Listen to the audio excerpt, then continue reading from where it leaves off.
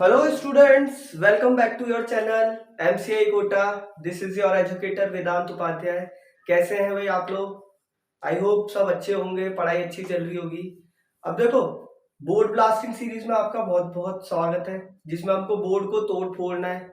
हाँ, अब जितना अपन ने पढ़ लिया था पिछली सीरीज में, इस सीरीज की पिछली वीडियोस में, उससे आगे बढ़ते हैं। हमने बायोसेवर्ट्स लॉ पढ़ा, उसकी एप्लीकेशंस पढ़ी कि क्या क्या उसकी एप्लीकेशंस है। अब उसी के रिगार्डिंग हम आगे एक और एप्लीकेशन पढ़ने वाले हैं कि magnetic field due to a straight current carrying wire. एक करंट कैरिंग वायर लिया है मैंने, जिसका नाम मैंने एसी बोल दिया है, ठीक है। उससे कोई पॉइंट पी दूरी पे, सॉरी कोई आर दूरी पे एक पॉइंट लिया है मैंने, आर डिस्टेंस पे एक पॉइंट लिया है पी, जहां पे हमको मैग्नेटिक फील्ड फाइंड आउट करनी है। अब मैग्नेटिक फील्ड फाइंड आउट करनी है तो कोई करंट एलिमेंट लेना पड़ेगा या छोटा सा एलिमेंट लेना पड़ेगा, वो मैंने डीएल ले लिया है, ठीक है। ये वाला जो एंगल है और ये वाला जो एंगल है वो φ1 और φ2 है। जैसे एक बार मैं रफली भी बना के बता देता हूँ आप लोगों को। ये एसी है हमारा, एसी है हमारा वायर। अच्छा, बी इसलिए नहीं ले रहा हूं मैं, क्योंकि कारण ये है बी ना लेने का कि बी हमारा मैग्नेटिक फील्ड को शो करता है। अब मैग्नेटिक फील्ड को शो करता है तो इससे बी पॉइंट भी बना दूंगा तो वो दिक्कत हो जाएगी हमारी, इस वजह से मैंने बी नहीं लिया है। यहां से आर डिस्टेंस की दूरी पे एक पॉइंट है पी, जो कि ए से तो बना रहा है एंगल φ1, सी से बना रहा है φ2। कोई डाउट? यहां पे मैंने एक छोटा सा एलिमेंट कंसीडर कर लिया डीएफ। इनकी डिस्टेंस यहां से आर है, नीचे वाले की भी और ऊपर वाले की। कारण ये कि अगर मैं छोटा सा वायर लूंगा तो उसमें जो डिस्टेंस होगी वो भी छोटी छोटी सी होगी, तो इस वजह से अप्रोक्सीमेटली मैंने दोनों को क्या मान लिया है, आर मान लिया है। और ये जो बीच वाला एंगल है ये है हमारा डी फाई। कोई डाउट? इसमें पूरा जो करंट जा रहा है वो है आई करंट जा रहा है, और ये जो लेंथ है इसकी वो है डीएल, छोटे से करंट एलिमेंट की। Is it clear all? अब ये जो एंगल है नीचे वाले पोर्शन से जो एंगल बन रहा है, इसको मैंने फाई नाम दे दिया। एक परपेंडिकुलर ड्रॉप किया एफ से, एक परपेंडिकुलर ड्रॉप किया एफ से ई तक, ये वाला एंगल मैंने थीटा बोल दिया है। और वही सारी चीजें राम कथा मैंने यहां पे लिख दी है। अब अकॉर्डिंग टू बायोसेवर्ट्स लॉ हम क्या लिख सकते हैं, बीबी equals to I D L sine theta, और आगे म्यू नॉट अपॉन 4 पाई आ जाएगा, ऐसे ही आएगा। ये इक्वेशन नंबर 1 हो गई हमारी। बायोसेवर्ट्स लॉ सबको पता है, अच्छे से करा दिया है। अगर जिसने नहीं देखी है वो पहले वाली वीडियो, तो पहले वो वीडियो देखो आप लोग, तब जाके ये वाला आएगा आप लोगों को। तो dB equal to mu not upon 4 pi IDL sine theta upon R square. ये इक्वेशन नंबर 1 हो गई। अब यहाँ पे हमको पता है 3 ट्राइंगल कंसीडर करना और पूरी डेरिवेशन कंप्लीट हो जाएगी। पहला ट्राइंगल क्या है हमारा, in triangle D E F sine theta की वैल्यू क्या होती है, परपेंडिकुलर अपॉन हाइपोटेन्यूस। परपेंडिकुलर इसका क्या हो गया, ई एफ, क्या हो जाएगा ई एफ, और हाइपो क्या हो जाएगा डी एफ, यही होगा। परपेंडिकुलर तो हो गया हमारा ई एफ और हाइपो हो गया हमारा ई एफ। इनकी वैल्यूज पुट अप करेंगे तो sine theta equal to E F कितना है, ई एफ पता नहीं है तो एज इट इज लिख देंगे, अपॉन डी एफ कितना है, डीएल है। तो यहां से अगर ई एफ की वैल्यू निकालना चाहूं मैं तो ई एफ की वैल्यू कितना आएगी, E F equals to DL sine theta, equation number 2। यहां तक कोई डाउट है आप लोगों को? अच्छे से आ गया होगा। ये कुछ नहीं करा है मैंने, सिर्फ ये छोटा वाला जो ट्राइंगल कंसीडर करा है इसमें साइन थीटा की वैल्यू निकाली है। ई एफ यहां से आ गया मेरे पास, E F equals to DL sine theta. अब ये चीज हम आगे इसमें पुट करेंगे, कैसे करेंगे वो अभी बता रहा हूं थोड़ी सी देर में। यहां तक अगर आ गया हो तो मैं आगे बढ़ू बढ़ू बढ़ू बढ़ू आगे बढ़ू, ठीक है चलो आगे बढ़ते हैं। अब हमको ट्राइंगल कंसीडर करना है हमारा E F P, in triangle E F P. अब एक आप लोगों ने बहुत सालों पहले बचपन में पढ़ा होगा एक formula, angle equals to arc upon radius, पढ़ा था। इस ट्राइंगल में वही चीज हम पुट अप कर रहे हैं। एंगल क्या है हमारा, D phi, phi phi D phi, arc क्या है हमारा EF, और रेडियस कितना है R, तो इससे EF की वैल्यू कितनी आ जाएगी R/d∅, इक्वेशन नंबर 3। भैया जी यहाँ भी EF, यहाँ भी EF, ये भी EF है, ये भी EF है, तो दोनों बराबर, चाचा मौसी के भाई भाई।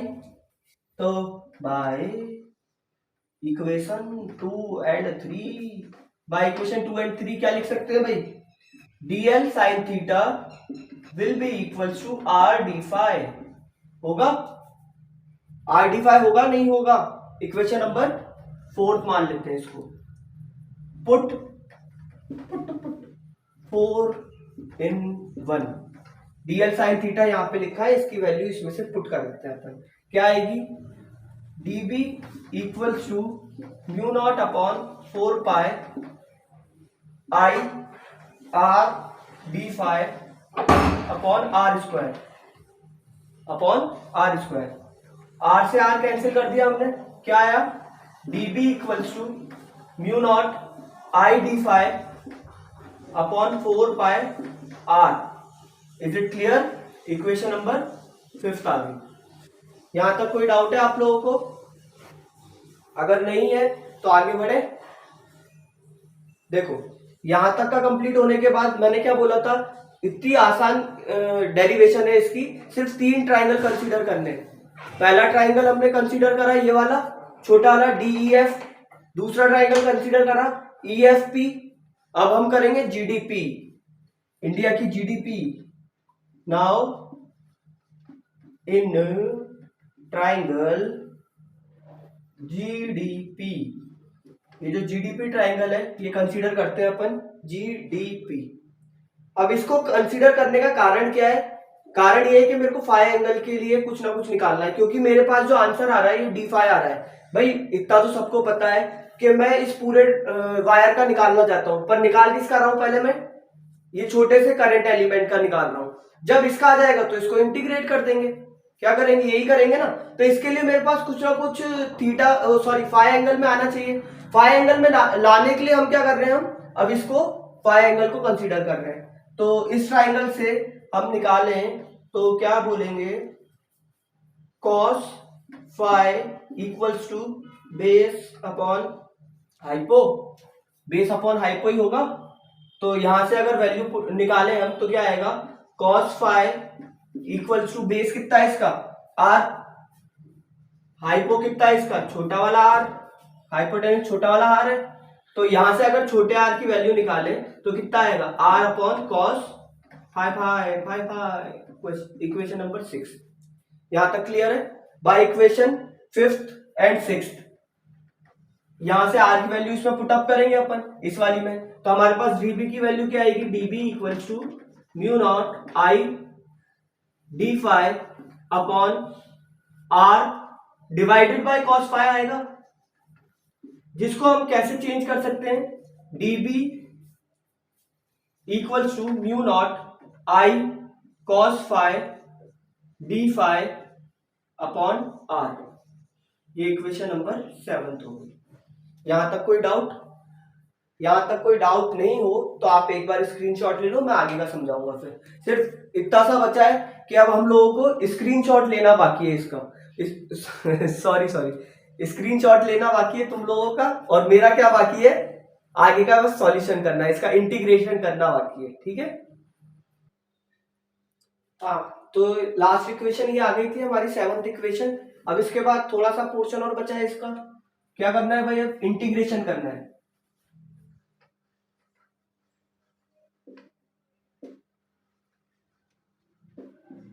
इंटीग्रेट बोथ साइड, दोनों साइड को इंटीग्रेट करेंगे। यहां तो 0 से b तक रहेगा इंटीग्रेशन की लिमिट, इधर वाले की इंपॉर्टेंट है, क्या रखनी है हमें, mu naught I upon 4 pi r constant है, इनको बाहर निकाल लेते हैं। बचा क्या, cos फाई d∅, लिमिट कहां से कहां तक रहेंगी ये इंपॉर्टेंट है, -φ2 से प्लस का φ1 तक। कारण देखना, कभी भी हम लिमिट लेते हैं, मैथ में आप लोगों ने पढ़ा भी होगा, तो हम ऐसे ही लेते हैं इस वाले पॉइंट से, ये φ1 हो गया और इधर वाला φ2 होगा। पर इस बार क्या कर रहे हैं हम, यहां से यहां तक तो ले रहे हैं प्लस का, पर यहां पे उल्टी डायरेक्शन में ले रहे हैं। जब उल्टी डायरेक्शन में आ रहा है तो एंगल क्या होगा, नेगेटिव होगा। इस वजह से इसको माइनस का फाई टू बोलेंगे। ठीक है, कोई डाउट?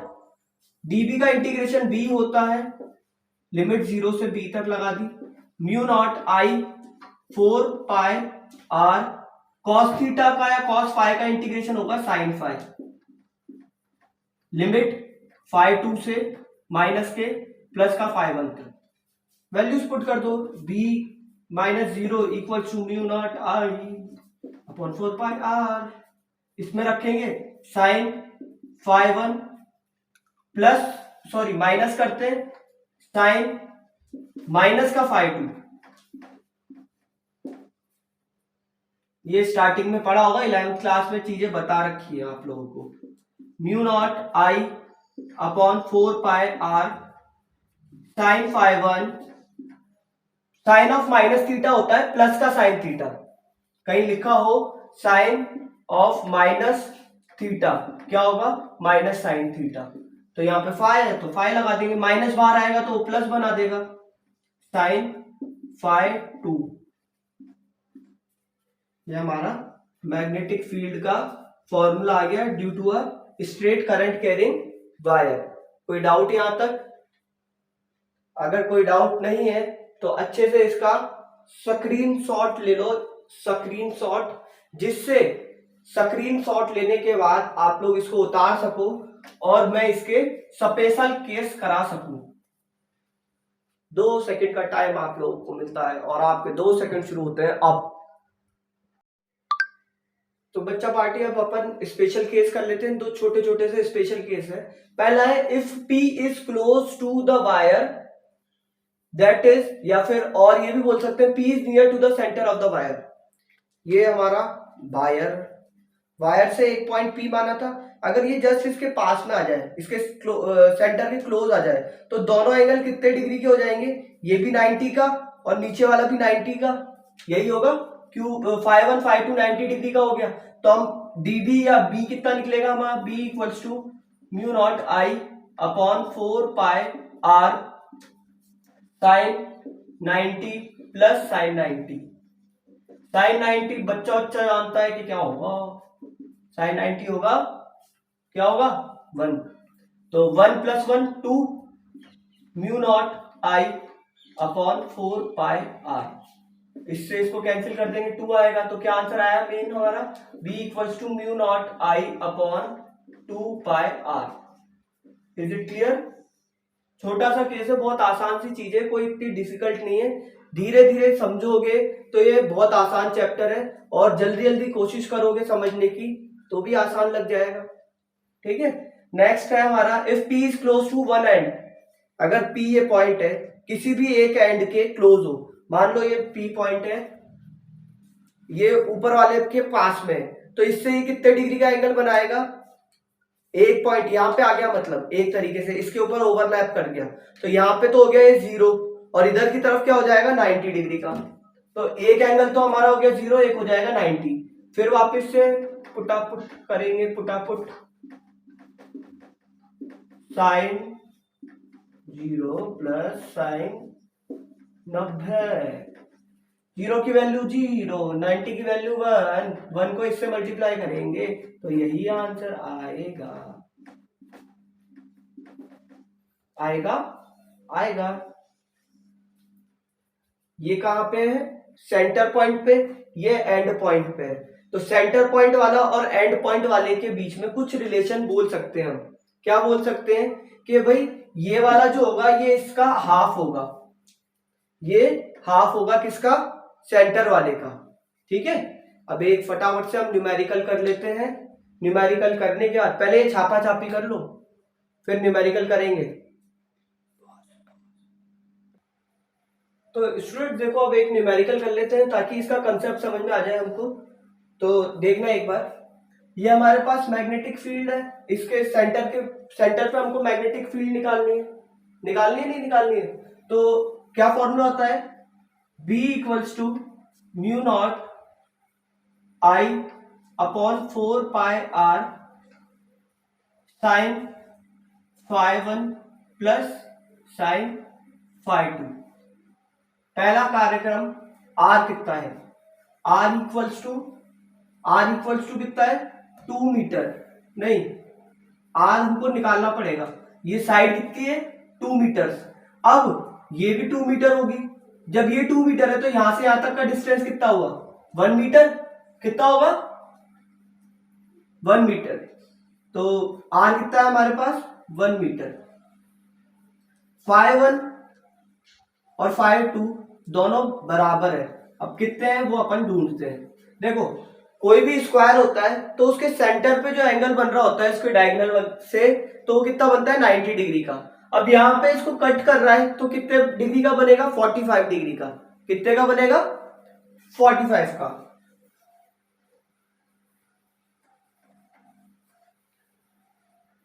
इज इट क्लियर, कोई डाउट है।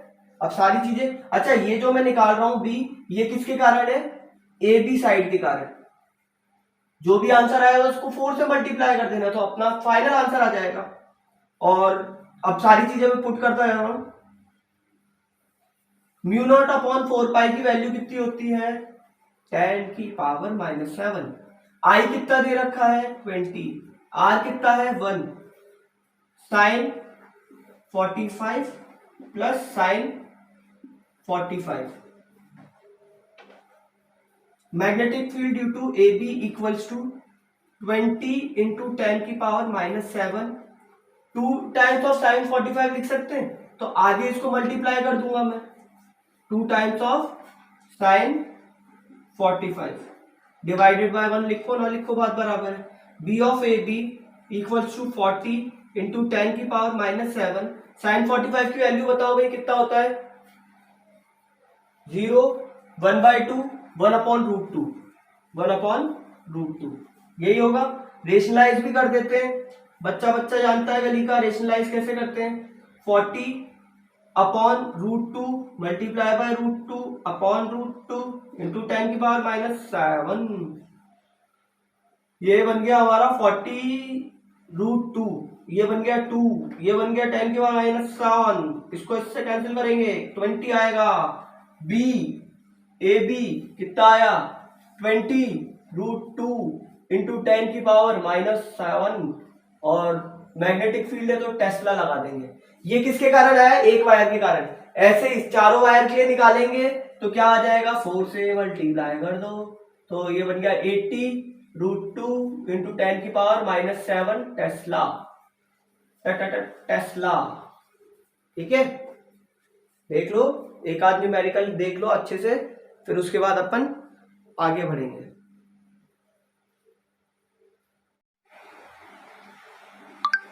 तो स्टूडेंट्स अब अगला जो नेक्स्ट टॉपिक है हमारा इंपॉर्टेंट टॉपिक है एम्पियर सर्किट लॉ। ये पूरा जो चैप्टर है दो लॉज के इर्द गिर्द घूम रहा है।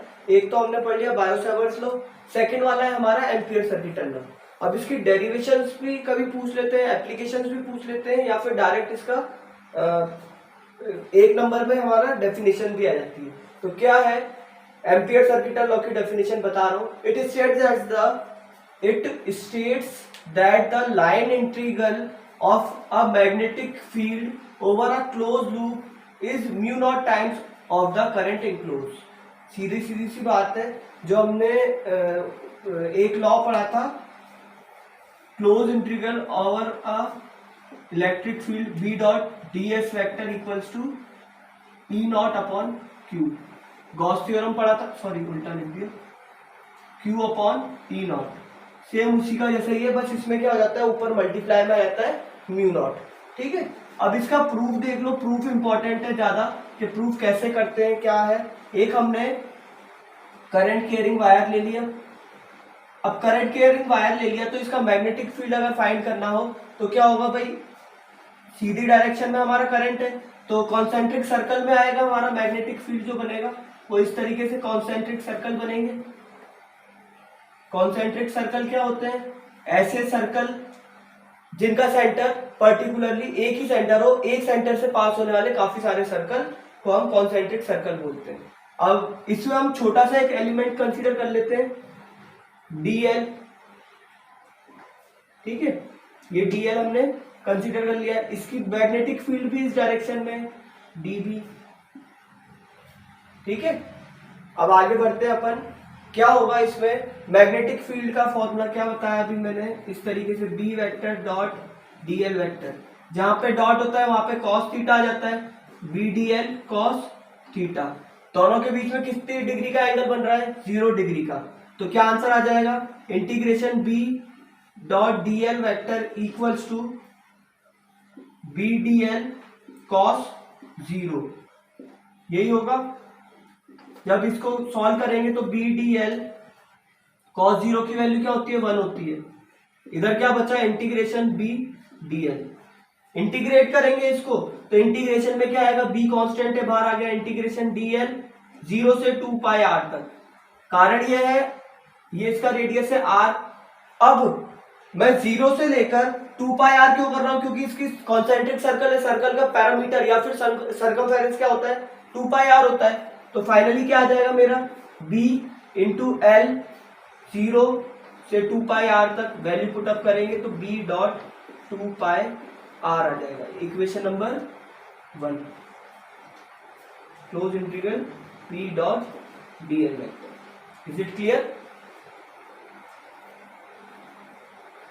एक बार देख लो आप लोग, नोट कर लो इसको, फिर आगे बताऊंगा मैं। तो आगे देखो, यहां तक हमारी आ गया था इक्वेशन। इसके बाद हम आगे देखते हैं magnetic field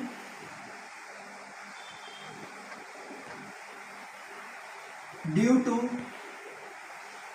a straight wire. क्या फॉर्मूला था, B equals to 2 mu naught I upon 4 pi R, यही था फॉर्मूला। अब यही फॉर्मूला हम इसमें पुटअप करेंगे तो देखते हैं क्या क्या वैल्यूज आएगी। इसको इक्वेशन नंबर 2 दे दो, by 1 and 2 close integral B vector dot D L vector equals to 2 mu naught I upon 4 pi R dot 2 pi R, 2 pi R, R से R गियो, पाई से पाई गियो, 2 2 से 2 4 गए हो, integration b dot D L vector equals to mu naught I। कतई आसान सी, निहायती आसान सी डेरिवेशन है, जिसमें हमको देखो सीधा सीधा बता दूं, पहले हमको स्टार्टिंग करनी है वही एम्पियर सर्किट एंड लॉ की से स्टार्टिंग करनी है, B dot D L vector, फिर आगे सॉल्व करते करते यहाँ तक लेके आना है। फिर ये वाला एक इंपॉर्टेंट स्टेप है, magnetic field due to a straight wire वाला। ये वाला स्टेप करते से आप लोगों को डेरिवेशन पूरी कंप्लीटली आ जाएगी। इजी है, फटाफट से इसको नोट कर लो, फिर इसका एप्लीकेशन करेंगे अपन। स्टूडेंट्स, अगली इसमें एप्लीकेशन नंबर 1 आती है एम्पियर सर्किट एंड लॉ की। मैंने ये बताया भी था आप लोगों को कि जब हम पढ़ रहे हैं पूरा चैप्टर, दो ही चीजों के इर्द गिर्द घूम रहा है, बायो-सैवर्ट्स लॉ और एम्पियर सर्किट एंड लॉ। फिर आगे थोड़ा सा और टॉपिक्स आएंगे, टॉरॉइड आएगा, सोलेनॉइड आएगा, वो अलग चीज है। बाकी ये देखो आप, इसकी एप्लीकेशन है नंबर 1 कि एक इनफाइनाइटली लॉन्ग वायर है, इसके कारण करंट कैरिंग वायर है, इसके कारण मैग्नेटिक फील्ड क्या होगी। तो सबसे पहले वायर ही बना लेते हैं। एक करंट कैरिंग वायर है जिसमें करंट फ्लो हो रहा है I। अगर हम मैग्नेटिक फील्ड की डायरेक्शन निकाले तो वो कॉन्सेंट्रिक सर्कल की फॉर्म में होंगे, अभी अभी पढ़ा है हमने, ठीक है। अब सर्कल के फॉर्म में होंगे, यहाँ से इसकी जो डिस्टेंस है P पॉइंट पे जब मेरे को निकालनी है मैग्नेटिक फील्ड, तो यहाँ से यहाँ तक की डिस्टेंस R है। मैग्नेटिक फील्ड की डायरेक्शन यही होगी B वेक्टर। यहाँ से इसका जो छोटा करंट एलिमेंट लिया है उसकी भी डायरेक्शन यही होगी DL वेक्टर। कोई डाउट है? अब ये जो पोर्शन है इस वाले का बता रहा हूं मैं, ये DL वेक्टर है, ठीक है। अब आगे अपन चालू करते हैं इसको कि भाई कैसे करना है। वी हैव टू कैलकुलेट या we have to find the magnetic field at point P।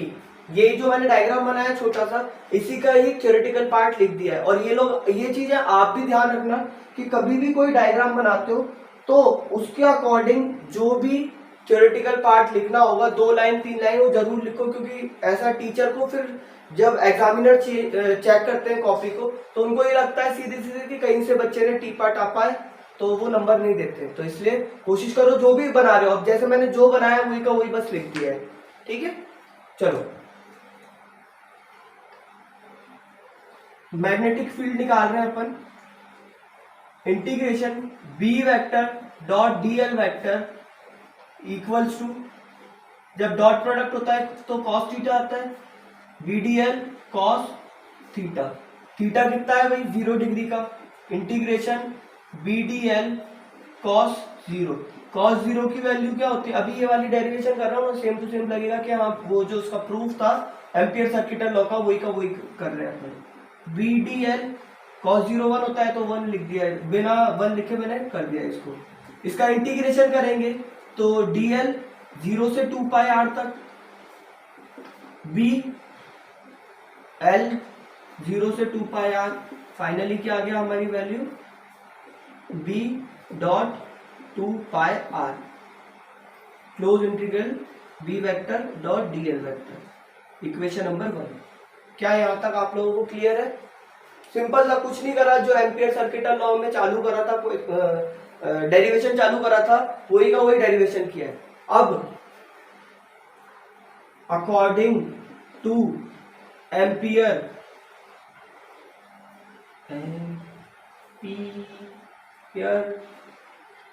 Circuital law के अनुसार close integral B vector dot D L vector क्या होता है, म्यू नॉट आई के बराबर होता है। यही होता है, ये इक्वेशन नंबर 2। भाई ये भी B dot D L vector के बराबर, ये भी B dot D L vector के बराबर, तो ये आपस में बराबर बराबर बाय इक्वेशन 1 एंड 2। क्या मैं ऐसा लिख सकता हूं, B dot 2 pi R equals to mu naught I. यहां से बी की वैल्यू निकालेंगे तो क्या आएगा, mu naught I upon 2 pi R. यही था हमने जो इससे पहले वाली डेरिवेशन में, मतलब जो कि हमने बायो-सेवर्ट्स लॉ में करी थी, उसमें हमारा आंसर आया था 4 पाई आर। तो क्या दिक्कत है, वो लगा देते हैं, 2 mu naught I upon 4 pi R. क्या करा मैंने, मैथ वाले स्टूडेंट्स को समझ में आया है क्या? मैथ वाले स्टूडेंट्स को शायद हो सकता है आ गया होगा, और जिसको नहीं भी आया है बायो वालों को भी, तो मैं समझा देता हूं। मैंने ऊपर नीचे 2 से मल्टीप्लाई कर दिया, तो यहाँ तो हमारा क्या बन गया 2 म्यू नॉट आई, और नीचे 2 से मल्टीप्लाई किया तो 2 2 जा 4, 4 पाई आर। ये हमारी फर्स्ट डेरिवेशन कंप्लीट हो गई magnetic field due to a current carrying straight wire की। क्लियर है? ये आसान होगी, आप लोगों को अच्छी तरह समझ में आ गई होगी, आई होप। अगला करेंगे हम इसके बाद सेकंड वाला, तो इसको जब तक नोट कर लो आप लोग। तो स्टूडेंट देखो, अगली जो हमारी एप्लीकेशन है वो ये है कि magnetic field due to a hollow cylinder. एक होलो सिलेंडर है, उसके कारण मैग्नेटिक फील्ड क्या होगी, कैसी होगी, वो बतानी है। होलो सिलेंडर है तो अंदर कोई करंट नहीं होगा। सबसे पहली चीज तो ये कि अगर होलो सिलेंडर है तो उसके अंदर कोई करंट नहीं है। अब अंदर कोई करंट नहीं है, जब इसके अंदर कोई करंट नहीं है तो मैग्नेटिक फील्ड भी नहीं होगी अंदर। Is it clear? भाई अगर इसके अंदर कोई करंट नहीं है, तो जब अंदर करंट नहीं है तो फिर मैग्नेटिक फील्ड भी नहीं होगी। तो ये चीज लिख देते हैं अपन, since there is no current वा inside the cylinder, then B equals to 0। जब करंट ही नहीं तो B क्या होगा, 0 होगा, कोई कुछ चीज हो ही नहीं सकती। क्लियर है? अब अगला आता है अपना magnetic field outside the cylinder. Cylinder के बाहर मैग्नेटिक फील्ड क्या होगी, सिलेंडर के बाहर यानी कि जब कि हमारा छोटा वाला आर बड़े वाले आर से बड़ा हो। तो हमें पता है फील्ड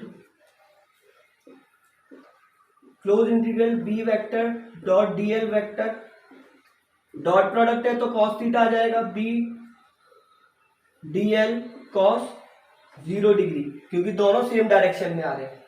तो इसको लिख सकते हैं close integral B D L. Integration करेंगे तो बी कांस्टेंट है, बाहर आ जाएगा, क्लोज इंटीग्रल डी एल कहां से कहां तक, 0 से 2 पाई आर तक। जब इसका इंटीग्रेशन करेंगे तो क्या आएगा, B into 2 pi R. Equation number 1। और यहाँ पे क्या है, B डॉट dl। अब अपन को पता है कि एम्पियर सर्किटल लॉ की जो डेफिनेशन है उसके अकॉर्डिंग टू एम्पियर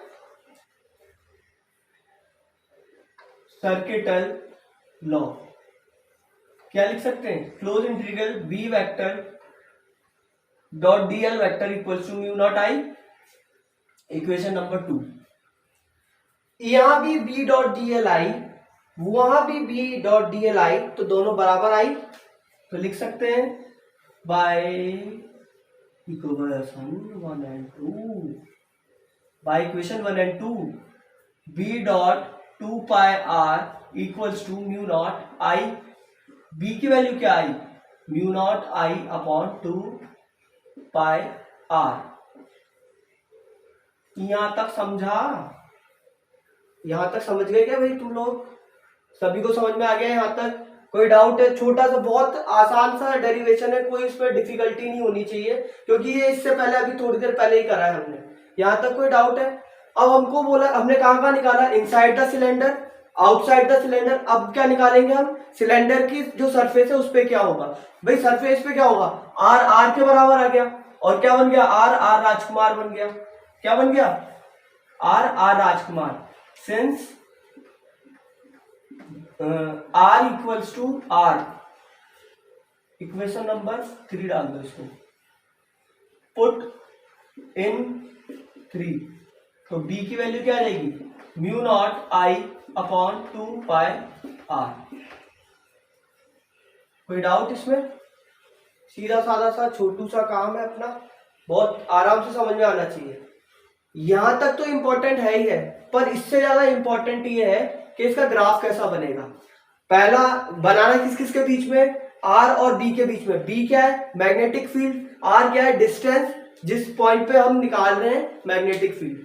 अगर R से छोटा है, सिलेंडर के रेडियस से छोटा है, तो मैग्नेटिक फील्ड 0, यानी कि यहाँ पे क्या होगी, मैग्नेटिक फील्ड ये होगी। ठीक है, अगर R के बराबर है तो क्या आ रही है भाई, मैक्सिमम मैग्नेटिक फील्ड ले पा रहे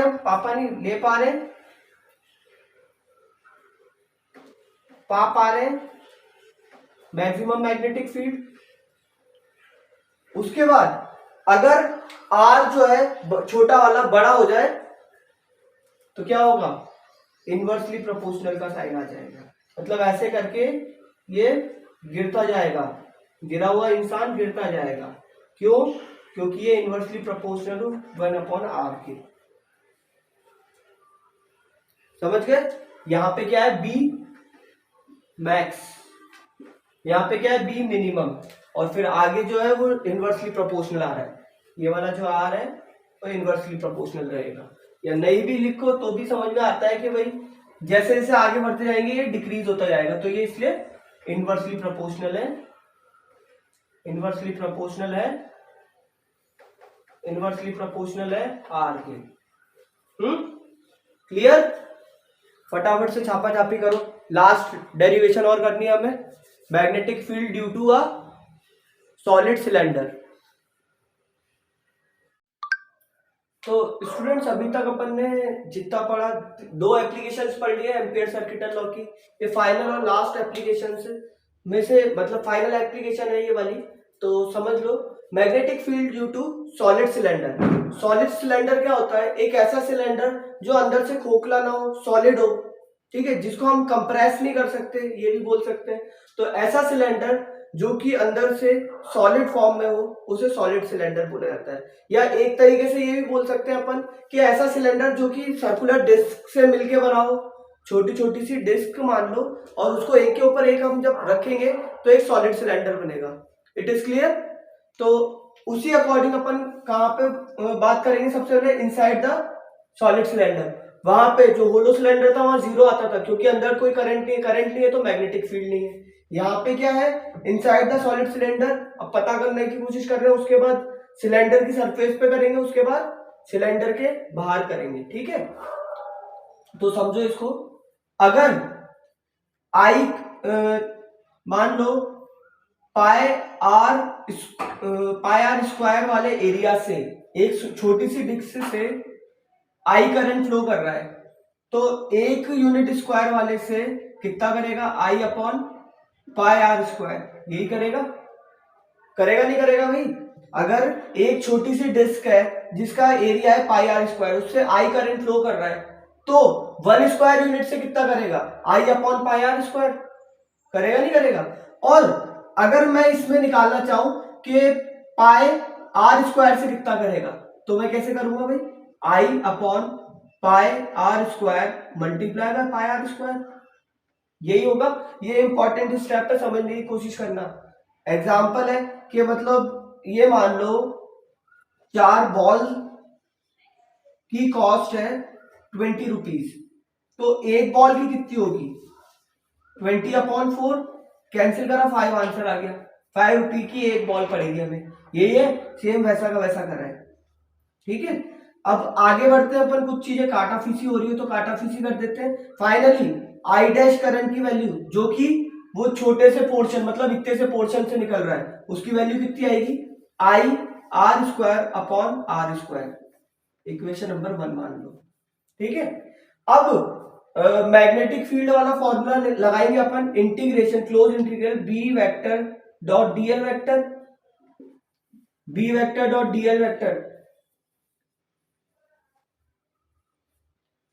क्या होता है, डॉट प्रोडक्ट होता है तो cos theta, B DL cos theta, theta भाई डीएल वेक्टर भी इधर बी वेक्टर भी इधर, तो क्या आएगा आंसर 0 डिग्री, और बी डीएल कॉस 0, आंसर क्या आएगा integration B DL. Finally integrate करेंगे तो अब ये मैं डायरेक्ट कर रहा हूं क्योंकि अब बहुत आराम से आ चुका है आप लोगों को, तो फाइनली क्या आएगा B dot 2 pi R, equation number 2। Is it clear? Now according to Ampere circuital law, क्या होता है एम्पियर सर्किटल लॉ के according, close integral B vector dot DL vector equals to mu naught I. अब I की जगह I dash लिखेंगे, यहां पे लिखेंगे, ये भी ये भी बी डॉट डीएल, ये भी बी डॉट डीएल, तो दोनों बराबर होगा, बराबर होगा कि ना ही होगा, by equation 2 and 3 we will write, by equation 2 and 3 इन दोनों को कंपेयर करेंगे तो क्या आएगा, b dot 2 pi R equals to mu naught I, यहां से आई डैश में b equals to mu naught I dash upon 2 pi R आएगा, आएगा कि ना ही आएगा बचवा। अब from equation 1 we will write b equals to mu naught i dash की जगह i स्क्वायर r, नहीं i r square divided by 2 pi r r, r से r कैंसिल, क्या बचा, क्या बचा b equals to mu naught I r upon 2 pi r, so simple. तो magnetic field inside a solid cylinder क्या आएगी, mu naught आई छोटा वाला आर डिवाइडेड बाय 2 पाई बड़ा वाला आर। It is clear? समझ में आ गया आप लोगों को? देख लो एक बार, इसका स्क्रीनशॉट ले लो, फिर मैं आगे आने वाली जो चीजें वो बताऊंगा। अब स्टार्टिंग में देखते हैं अपन कि magnetic field on the surface of the cylinder, cylinder के सरफेस पे कितना मैग्नेटिक फील्ड होगा। इस कंडीशन में हमने क्या बोल दिया, आर इक्वल्स टू आर कर दिया है, ठीक है। ये एक बार आप लोग ने स्क्रीनशॉट लिया होगा तो मैंने यहाँ पे आर स्क्वायर कर दिया है, वो क्या है गलती से लिखना भूल गया था मैं, तो इसको आर स्क्वायर कर लेना, ठीक है। अब ये जो इक्वेशन है इसको इक्वेशन नंबर 4 डाल दो, from equation 4 put R equals to R. तो जब आर की जगह पे आर लिखेंगे अपन तो क्या बनेगा, आर राजकुमार बनेगा। कौन बनेगा, आर राजकुमार, 2 पाई आर स्क्वायर, स्क्वायर से square cancel, B equals to mu naught I upon 2 pi R, ये हमारा मैग्नेटिक फील्ड आ गया at the surface of solid cylinder.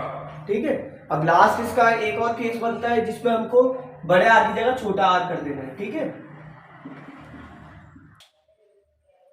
Outside the cylinder की बात करें तो आर क्या है, छोटा वाला, वो बड़ा है इस कैपिटल आर से। तो उस कंडीशन में हम क्या करेंगे, सिर्फ यहाँ पे जो आर है इसकी जगह पे आर को, छोटे वाले आर को रिप्लेस कर देंगे। यहाँ तक क्लियर है? अच्छे से मेरे को लगता है कि समझ में आ गया होगा। और इसका एक बार डायग्राम और बता देता हूं मैं, मतलब ग्राफिकल रिप्रेजेंटेशन, क्योंकि ग्राफिकल रिप्रेजेंटेशन भी बहुत ज्यादा इंपॉर्टेंट है इसमें। ठीक है, तो एक बार समझ लो ग्राफिकल रिप्रेजेंटेशन को। जब भी भाई आर इक्वल टू आर आ जाएगा उस कंडीशन में तो हमेशा मैक्सिमम पहुंच जाएगी चीजें। क्या हो जाएगा, बी मैक्सिमम होगा। ठीक है, अब आर जब बड़े वाले आर से छोटा है तो वो यूनिफॉर्मली इंक्रीज होगा। जब ये छोटा है या बड़ा है उस कंडीशन में यूनिफॉर्मली डिक्रीज होगा। ये वाला तो स्ट्रेट लाइन बनेगा, ये वाला डिक्रीजिंग में बनेगा। ठीक है, एक बार स्क्रीनशॉट ले लो आप लोग। आई होप कि आप लोगों को समझ में आया होगा अच्छे से, और समझ में आया हो तो लाइक करना, और चैनल पे नए हैं तो सब्सक्राइब करना। Thank you for watching the video guys, thank you.